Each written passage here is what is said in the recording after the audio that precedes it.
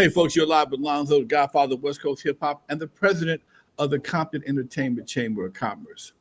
In my day to day activities, every once in a while, I run across somebody that I find very interesting, has a good subject to talk about, and has an interesting career. Today, we're kicking off something different. We're calling it County LA TV. My man Kevin is in the house today, folks, and we're talking about men's mental health. People don't take that serious. People don't think we have issues.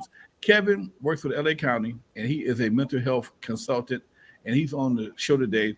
We're kicking this off today. We're going to have some mental health experts on here, but today we're kicking off just me and Kevin talking about men's mental health. What's up, Kevin? Can't call Alonzo. What's up with you? Man, just doing what I do, trying to make a difference, baby, trying to make a difference. As you should, as you should. Now, you and I have had subjects in the past. We've talked about men's mental health on a regular basis, and it's so many things affect a man's mental health. And for some reason, nobody think we have feelings. Nobody think we have emotions. Just think, if you deal with it, and that's not how it goes. Talk to me, Man, most of the time they think we like a brick, like a man don't have any type of emotions. But what they got to realize is that we human beings. So we got some type of emotion going through us. We're men, right? Yeah. Some of the triggers, man. We've talked about this in our private conversations. Is dealing with child support issue. You can't see your kid. You're spending your money, but you can't see your kid. Talk to me about that. The thing about that is that most men, when they can't see their kids, they go through an emotional breakdown. It's like, man, I want to see my baby. This is my baby. Now the biggest thing about this is that when the woman and the man are together making this baby, they enjoying each other. Okay. But the minute that she sees that she can have a financial hold on this man, now is all of a sudden you ain't no good. You can't see your baby. Your daddy's a dog. And they teach this to the children, and now the children begin to act like that towards the father. And give me my money and my baby. I hate that. My baby. Wait. It's our baby. How is your baby? But it's my responsibility. But it ain't my baby. Come on now. Keep it 100. Do you see a lot of that being a trigger for men having mental health issues? I do. Because, that baby's a part of that man, too. Even though, the woman pushed the baby out, she wouldn't have that baby if the seed wasn't fertilized. Right. So now go ahead. I'm sorry. Yeah, so now he's dealing with, this part of me is now gone. The mama talking bad about me. Now this baby don't even know who I am, or exactly, the baby don't know who I am because it's all based off what the mother is putting into that baby's head. Do you see it more with guys who have little boys or daughters, or is it equal to this, or is it different? You know what? It's a different perspective when it comes to your daughters, because you want to see your girls, you want to be in your daughter's life, and you want to be that male figure to your daughters. But then with your sons, that's your boy. That's just, that's me right there walking on this earth. And I want to be able to raise this man to be a man, because a woman can't raise a man. She has no idea what it is to be a man. Oh, no, she never pissed up against a tree. I gotta tell you a story. One day, my son was hanging out. He was young then. He was about 4 years old, and Daddy, I gotta pee. I'm like, dude, we on the street, and it's like the only thing I could find was a park. The bathroom was locked. So I blocked him. Man, go by the tree. He went by the tree. Okay, cool. A couple weeks later, the same thing. Dad, I gotta pee. I said, man, where to go? He said, go to a tree right there. So I taught him a bad habit, but it was sometimes, hey, man, you got to do what you got to do. What other triggers do you find, man, that affect men's mental health that's common? Well, so, the point of us having to take care of our families or how we are looked at when it comes to society. What are we supposed to do when it comes to taking care of our finances? There's a lot of things, man, that come into perspective, man, when it comes to being a man. your livelihood, how you know how you look when other women are looking at you, how you look when other men are looking at you. Mm. With this new age, you don't know what to expect when it comes to a man looking at you because you don't know if Oh, he man. want to fight you or if he want to Yeah. bite you. Right. Yeah, I ain't never thought about that part, Doc. That's deep because we in a whole different era, man. yeah, You yeah. know, uh, it's a whole different era. What about gang banging, man? How what kind of trauma comes behind that? Well, you know, it's tough, man, when you start talking about gang banging because you thinking about an individual that is getting around another bunch of individuals and considering themselves a family. And Mm, then they are a part of a street where, as you know, we've heard over in the past, you claiming something that you don't even own. So they don't even have ownership. And then when they destroy a community to which they call a hood. So it's like a psychological dysfunction that they have when it comes to gang banging because I mean it's my block, but I'm destroying the people on the block. I'm destroying the block. I'm tagging up the block, and but I'm not doing anything productive. right. And it really a lot of them, man, they coming from broken homes. Some of them, man, they come from quality homes, man. But it's just something inside that home where we got that transmitted trauma or that toxic stress that a lot of our men deal with that pushes them out into society where they don't know how to deal and they just figure, let me get around these cats here and we can all come together collectively and do something positive, what we think is positive. You said transferred trauma. Uh-huh. What is transferred trauma? So it's like when your mom, so say for instance, you inside your home and your dad and your mom or both of them are depressed. Okay. And that depression is inside the house. It can't go outside the house. It's going to be transferred to that child within that Mm, was inside the house because it's there, and the right. child is going to keep on absorbing and absorbing that depression to where now that child becomes depressed. Wow.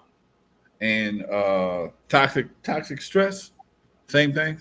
That's just pretty much the same thing. It's just that you keep on having this constant negativity being pressed on you to where now you have this attitude that everything is going to be based off what your family member or what you've been around. You know, I'm looking in the chat room right now, man. We got brothers.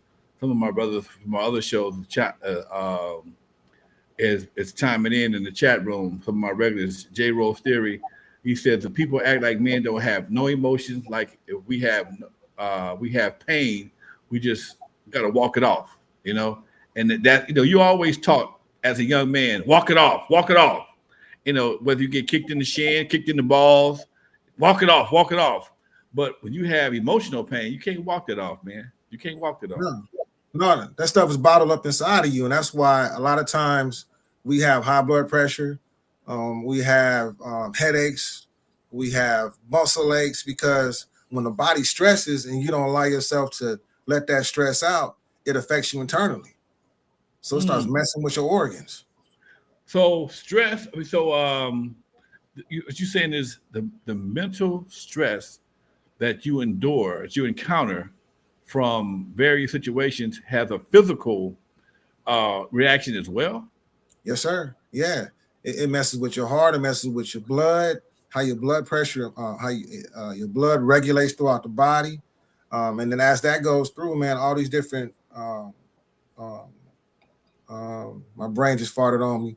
But Come when you on. have these, when you have these different issues that begin to get released into you, these hormones are released into your body.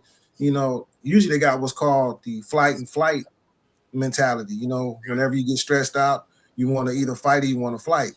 But if you just sitting there and you getting stressed out about something, all that those hormones get released into the body, and you're just sitting there. So now your body does have no way to release the stress, which is usually sweat, and now it's trapped inside of you. Now it's going to go get released into the other organs where you start having those issues with your kidneys and your bladders and all those things. So what you just saying, Doc. So imagine a brother get locked up. Imagine what P Diddy going through right now. Imagine they're talking about all these different charges and possibly life in prison. The stress he's under because he can't do a damn thing. He can't go nowhere. He ain't whooping nobody. He ain't that big. Okay. No. Um, it's just I've had to go sit down. I had a little stint back in the '80s. I had to go sit down for an hour and a half in the jail. I said, this I ain't coming back. Okay, this is not for me. So No. imagine you sitting there at some gun and you don't know when you get out, if you getting out, the stress the brothers go through in prison, and then for them to get out and still now you got the stigma in some cases, and you got to readjust all over again to civilian life.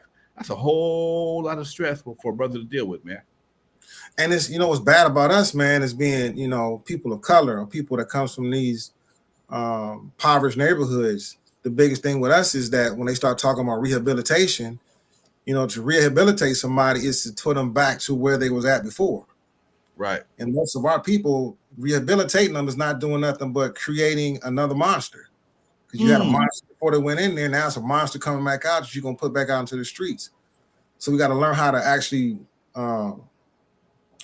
change the narratives of some people's lives. Because like with P. Diddy, he was I don't know his whole story, but based on what I saw with him, he thought, he got this money in his pocket, man, and now he figured out he can do whatever he wanted to anybody, however he wanted to do it, and not looking at another person as a human being and saying, look, a lot of people think with money, I can do whatever I want. Some people do. Some people think they can do whatever they want. Yeah, but they don't realize, dude, that money ain't gonna do nothing but give you more problems. I was listening to a radio show today. I'm glad you mentioned that, man, because with all the money he had, he could pretty much, and he pretty much did buy whatever he wanted, whoever he wanted.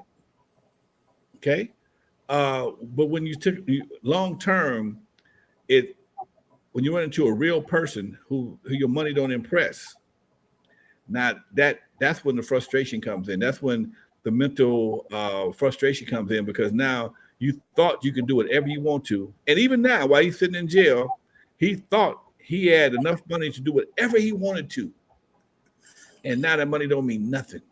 Right? Yeah. He offered him 50 million to give him a bail. They said, "Nah, sit your ass down for a little while, okay? Mm-hmm. 50 million just so I can go back to my home and sleep in my own bed. Nah, can't do it. You done too much." And we were talking about this dude, man, how out of control he appears to be. I'm not saying he did a damn thing. Mm-hmm. It appears that he's out of control because when you think about how many bodies have dropped just from his camp alone, just from his camp, man, just all the people that were close to him at one point in time, Heavy D, Andre Harrell, his baby mama, Kim Porter, uh, uh, um, Biggie. Biggie, and Al B. Sure damn near died. I mean, Mm-hmm. that's some hell of a bad luck. There's gangster rap labels that haven't had that many folks die. I'm not saying the man had something to do with it, but that's some awful bad luck for one particular entity to have so many young people. We're not talking about old people. We're not talking about nobody in the 70s and 80s. We're talking about people, some of them didn't make 50. Some of them didn't make 50. And to see them all meet their demise so early in life, it's sure. And then you hear about the other situations that he may have been involved in. So it just don't look good. The aesthetic just does not look good. And again, when folks tell you, "Hey, I can give you a meal ticket for," if somebody told you Lonzo paid, I was going to pay somebody $1 million to do so and so and so, that nigga lying. He died his ass off. That nigga Lonzo had no $1 million for no shit like that. But when That's monopoly money. it comes with a little believability, a lot of believability, to be honest. And it's just, does money? You think money really gives you that the illusion of invincibility? People believe that. I have, when we give a lot of times we give these classes, and I have a man, he's always saying, man, if I had money, I'll be able to do this. I'll be able to do that. I'll be able to become happy. And it's like, man, nah, bro, when you got money, man, it doesn't really make you happy. I mean, there's an old saying, money can't buy you nothing. Money can't buy you everything, but it sure can rent you some. You know? You think about that, man, and it's just you hear about all the rich folks who have all these different weird proclivities, and I wonder did they just develop them or they already had them because they got the money now they can sponsor them. You know what I'm saying? I do. I do. Yeah. You hit me with that. You hit me with that big word, man. I'm going to Google that word, prohibitives. That's a good word. Proclivities. Okay. That's when you got some free things and you got some weird things about you. It's just another one of the more crazy words I picked up the other day from listening to somebody else on the radio show. You just have these habits that you want to expound on. It's one thing to have your habits and your preferences in the bedroom, but when you gotta have a thousand bottles of baby oil to get out. Oh, not a freaking man, you're gonna be greasy coming up out of there, boy. you're gonna be fine, man. You're gonna be like you're walking on ice. And they said, wait, here's another part. They said they found like 400 some odd dildos. I'm like, God damn. Man, what was he doing with all them things, man? I just read that a minute ago, right before you called, right before we started the show. And my man had a whole selection of various devices. I'm gonna call them like that. I'm gonna try and keep this thing as clean as possible. He found various penile devices, okay, imitations of 400 plus, okay, and thousand bottles of baby oil, and God knows how many tubes of lube. So it was. But again, here's the crazy part. Now, is that a rich man's I don't know, vice? I mean, you got guys like Playboy guy, Hugh Hefner. You got Hugh Hefner. You had Larry Flint. I mean, he built the empire. Both of them built empires off of exploiting women. Yeah. Now, Puffy, I guess he did this exploitation privately, but that don't make it no better. No. And do they all have the same type of mental dysfunction to make them think that they can do that? I mean, it's something to think about, man. It's something to analyze, and that's what we're here today. We're talking about it. Yeah. It's funny too, man, because I can only speak from a black man's perspective because I've been black all my life. And it just seems like, like I talk about intergenerational trauma. We've had decades and centuries of actually being suppressed. Since America came into its inception, we've been, bamboozled and hoodwinked. Right. And now when we come up to this generation today, we still are suffering or still holding on to those traumas that our ancestors had. And it's pushing us even to the point now where we don't understand what the hell we're doing. We're acting like a bunch of either you got one side of the black community to where we can, like you and I, we can get along. But then you may get another brother that might come in the mix and he may not like me because of whatever I may stand, whatever he may think I stand for.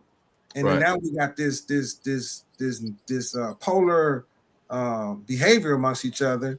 And a lot of times it's just to the point, man, we just don't know how to communicate. We don't know how to talk to each other. And it's because of what happened to us in the past. No, I was thinking about that the other day.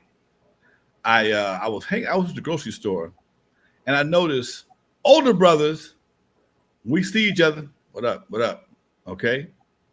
And we got that nod that we all to communicate. What's that, bro? What's up, man? All right, now we keep on pushing. Younger brothers don't do that. They don't do that. They have a whole different what up. It's almost aggressive. You know what I'm saying? It's like what up, and we like what up. And what's up, man? And I guess just that simple head nod. I know body language has a lot to do how people interpret you, but when somebody, it's like that. It seems it's almost a challenge. Whereas, hey man, it's like where on the other hand, you bow your head. It's more of a acceptance. Hey man, what's up, Doc? How you doing, Dave? How you doing, Miss Lady? What's up, Miss Lady? You don't do women like that. Think about that. No, you don't do women. You don't. What's up, baby? What's up, baby? What's up, baby? How you doing, lady? How you doing? And it's a whole different body language that we experience in the streets. And I think that's something that is another form of trauma. Everybody's trying to be on the defensive. And I'm not trying to blame my sisters because I love my women. I love them. I got my wife back. I love her to death. But I love women. The thing I've noticed is that most of our young men are breastfed. I almost said the other word because I know you want to keep it uh, good on the show. You got a job. I don't have no job. Y'all better keep your job. I don't want you to get fired. Well, they boys are titty fed. Just say it Okay. like that. They've been with their mamas all the time. Their mamas are showing them what they think it is to be a man, and these young men don't even know what it is to be a man because they had a woman telling them how to be something that they never been.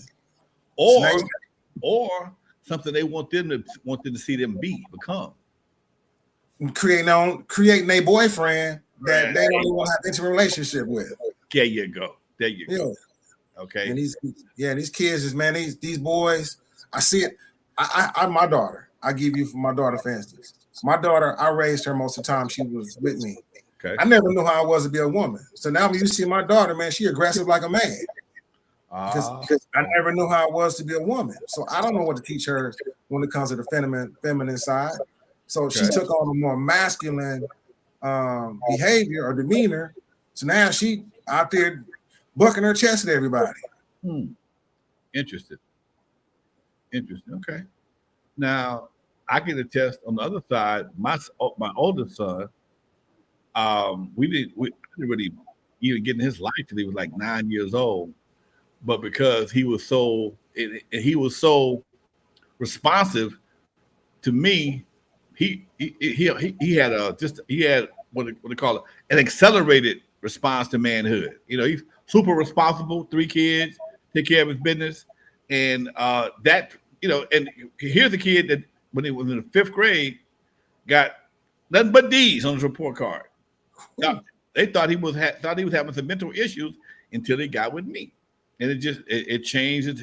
Having a man in this life changed his whole projective, his whole perspective. So it's definitely, we're not just flapping our gums. It's definitely something behind it. You have to have boys do need men in their lives, whether it's an uncle, a mentor, whatever the case may be. I consider myself a gumbo of my old man, Jeff D, the club owner, other men in my life, old man Doodles, who taught me a distribution. And it's just you got to have that mix so that you can get some balance, because you don't want to do everything everybody does. My old man he liked to work with his hands. I like to work with my hands. I don't like working outside. I ain't built for the freeways, okay? So I chose to work with my hands inside as a DJ. So, different people have different, but you got to see all of it to know what you like and what you don't like. And that's the difference. You have to have them options so you can have your resources. I see my man Demetrius in the house from Chicago. We live in Chicago right now, Doc. We live in Sacramento, Chicago. Because one thing about it, brothers got problems all over the world. Man, how much of an effect is the legal system when it comes to brothers? Oh my God, because first off, it's all about education. Okay. A lot of us are not educated on the laws. So we'll go out here into the system and we got what they call street laws, and we try to abide by the street laws, but the street laws negate the actual country law. So now we trying to abide by these laws on the street, whatever all them laws are, and then when we try and go to the legal system, it doesn't even, there's no match. It's all polar. Right. So now when we go out, when we hit the legal system, we don't understand what the penal codes and all these. When I went to jail for 7 days and I met a jailhouse lawyer, and them cats in there, man, they know penal codes and all the codes, but they behind bars. Right. They learned them after the fact. They didn't learn them before. Right. So they was in there telling me, man, you can get off this because I had a gun charge. You can get off on this. You can do this, say that, and say this, and do. But like you said, if we had known this before we got locked up behind them steel curtains, then we'd be a whole lot better off.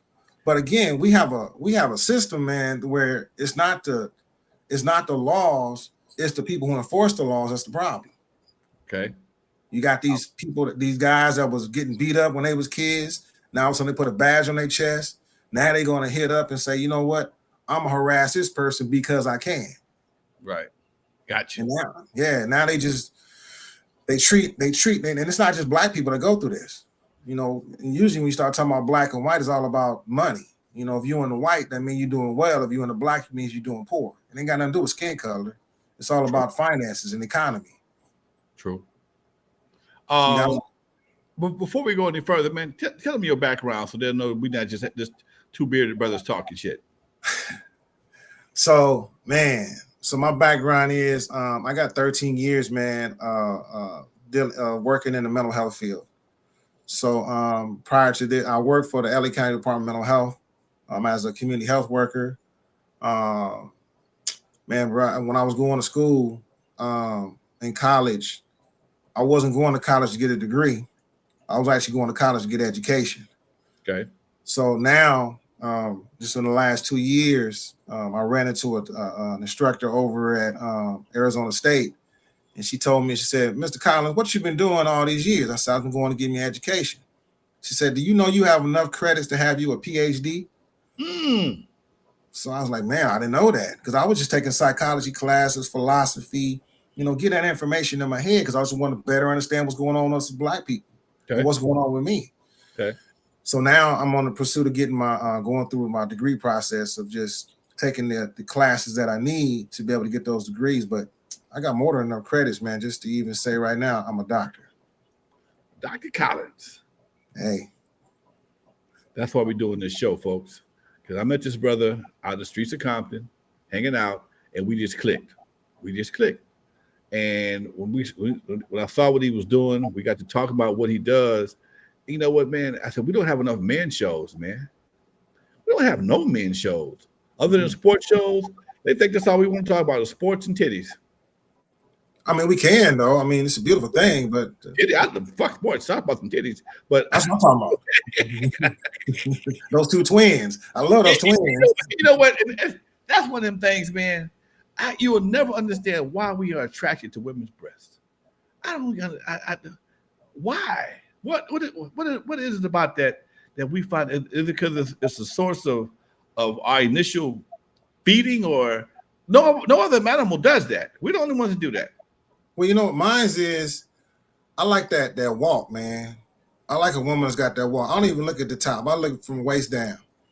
She got that walk, man. It just turned. It's like, whoa, hello. Let me turn around and try and get her conversation. Then I can't explain that. Now that's something psychologically, bro. I cannot explain. It's almost like we are like lions. Okay. We want to.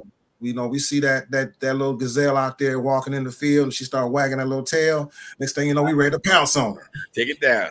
Exactly. We got about a minute left, dude. We're gonna do the half-hour show today. Okay. Tell them more about what we plan on doing in the next few weeks, man. So yeah, brothers, man, we trying to get it to where we want to be able to bring organizations on here, man, to give y'all information because there's so much out here that we are unaware of. So we want to be able to bring first men into a circle to where we can talk about men stuff. Instead of going to the barbershop, we want to do it here. And then second, bring y'all resources, man. Bring you stuff to where you'll be able to say, man, I can go here, I can go there to be able to get me some help, man, in pursuing the things that I want to get done. And we just want to be that place, man, where you can come and say, dude, I was able to go in there, get some good information, laugh a little bit, and then going about my way as a man. You know something? You saw I saw you Saturday at the prostate cancer walk, and that day I wish you could have came to the breakout room, dude. One, I've been doing this for 5 years. We've been trying to find somebody for the last 4 years to bring out a truck, a van, well, I don't give a damn, a motorcycle that can test these brothers on site. That's one of the things they've always wanted. We found somebody to do that, to test them on site. Okay, he came out. We call him Dr. Homie. That's his character, Dr. Homie. He only doctor I know do an exam in slides and white socks. No bullshit. But they came out and they were able to do PSA tests right there on the spot. Then he came over and joined us in the KGLH breakout room, and man, it was standing room only, talking about prostate cancer treatment, symptoms. He did his part, and I came in and talked from a survivor's perspective, because you don't understand the mental stresses you go through when you got something like that. Right. When you got something in your body, everybody know we're gonna check up out of here one day. Right. Nobody will leave here alive. Nobody will leave Earth alive. It ain't gonna happen. They always say that. But to know that you got something that can give you a date that can accelerate your situation is nerve wracking. Will put you under some serious stress. And I explained to the brother, it was a few brothers there that was dealing with prostate cancer. They just got diagnosed, and most of them were in the early stages, which I was able to assure them they would be all right. And just be have that interaction, man. It felt good. It was only one woman in the room, and she was only there because she was a coordinator, but she stayed outside the room most of the time taking information. Okay, she let us have the room and let us allow us to be men, and that was something that nobody's ever done. Usually, not talk about prostate cancer. It's a mixed company, and some things is just hard to talk about in mixed company. So we doing this podcast, and we won't kick women out, but we prefer that it be a man only show, because we need to have some man only conversations that that can help brothers in their day to day existence. Yeah, and we want to keep the ladies out, because sometimes ladies may have some good input as well. But you know what? I'm gonna give you a story too. When I got my prostate checked for the first time, I was 32, and my doctor had these big old knuckles. I was like, man, no, you ain't. He's like, I gotta check you. I'm like, man, can't the little nurse over there with the little hands? He's like, nope, I gotta do it. Then he went to put his hand on my shoulder. I said, man, you better not put your daggone hand on my shoulder. He make sure you didn't run, Doc. That's what it was. I guess so. I tell brothers all the time, understand this. One finger is a prostate exam. Two fingers, prostate exam extreme. Three fingers, it's a goddamn test. Okay. If you start fainting, yeah, okay, I got one. Now, but yeah, Doc, I tell brothers, man, don't let this one finger, don't let these jokes get you killed. The jokes about prostate cancer, and people make such a big deal out. Comedians talk about it. You see it on television shows, and it's funny. But dude, if this is what you have to do to stay alive, do what you got to do, man. Right.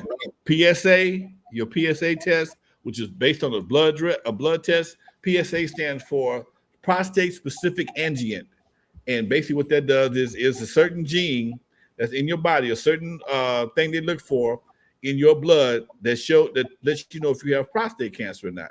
Mm-hmm. Now, if your PSA is high, that don't mean you have prostate cancer. That means you have a high PSA. They may have to go in and check. They call that the DRE, the digital rectal exam.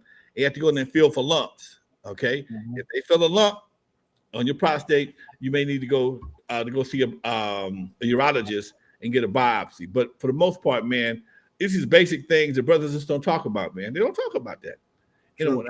Before I started talking about prostate cancer, I noticed how, like, next month is breast cancer month.